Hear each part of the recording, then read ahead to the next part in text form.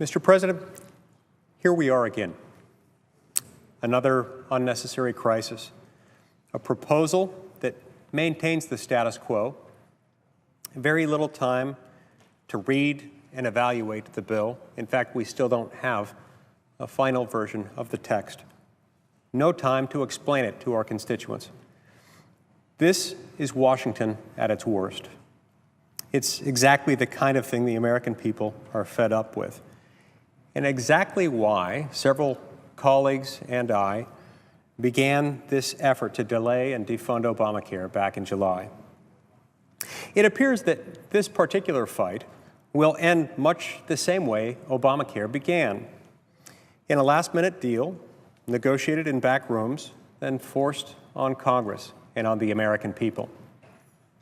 The Washington establishment can't bring itself to believe that this is why Congress's approval ratings are so low, because Washington doesn't listen to the American people. It ignores them.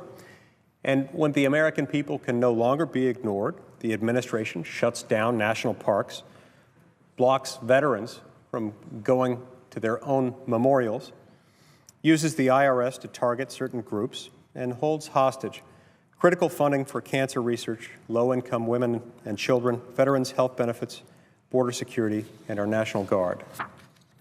It's shameful how Washington treats the American people, and the people are right to be upset about that. The media keeps asking, was it worth it? My answer is that it's always worth it to do the right thing. Fighting against an abusive government in defense of protecting the individual rights of the American people is always the right thing. Some say we shouldn't have fought because we couldn't win.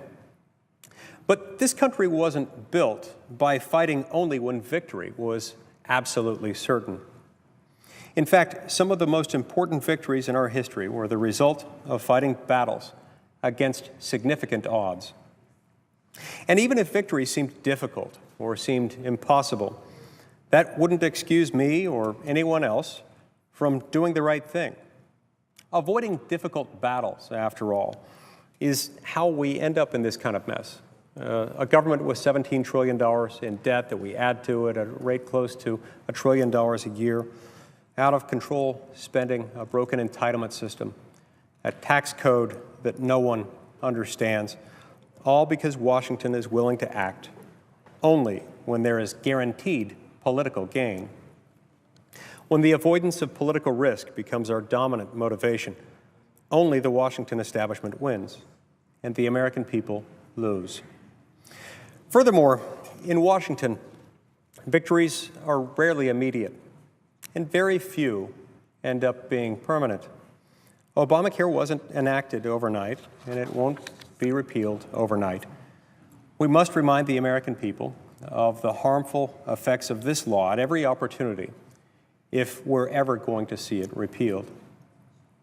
We've repeatedly warned that the American people will be shocked when they realize the way that the president has misled the American people about Obamacare. The embarrassing rollout of the exchanges doesn't even begin to scratch the surface. Every day brings a new story of a family whose deductible has doubled, or a married couple that can't keep the plan they have, or a business that can no longer provide health insurance for its employees, or workers who are seeing their hours cut or losing their jobs altogether. The realization that the administration has either been dishonest or incompetent, or perhaps a combination of both, is just starting to dawn on the American people. Even the president's friends in the media are watching this slow-rolling train wreck and are demanding the president do something to stop it. The Chicago Tribune, the president's own hometown newspaper, puts it this way, quote, "Last spring, President Barack Obama said there will be, glitches and bumps in the rollout of the new system. But what we're seeing now is no glitch or bump. There is a growing mountain of evidence that Obamacare has fundamental problems in design and implementation." The Tribune goes on to say, we encouraged a one-year delay in the law. We recognize that's not going to happen. Obamacare's here, It's time, though, for the Obama administration to level with Americans about what's happening here. It's time to stop blaming Republicans and start talking about what needs to change, close quote. So it's interesting to see that the Chicago Tribune, the president's own hometown paper, is calling to a significant degree for exactly what I've been calling for since July, for a one-year halt, a one-year delay, a one-year timeout, to protect the American people from the harmful effects of this law, a law that the president himself has acknowledged isn't ready for prime time, a law that the president himself has indicated he's not willing to follow as it was written. Incidentally, this, again, was exactly what we were arguing for all the way back in July, and it now appears that the president's hometown paper was with us. Almost everyone but the president seems to recognize that this law is going to be terrible for the American people. It's costing jobs, it's hurting families, it's making people's health care situation worse, and it won't solve the problems in our broken health care system.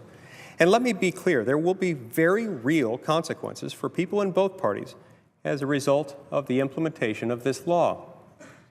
Today, Washington has the upper hand, but the American people will always have the last word. This is not over. We have an obligation to fight for the American people, and I do not intend to let the American people down. Thank you, Mr. President.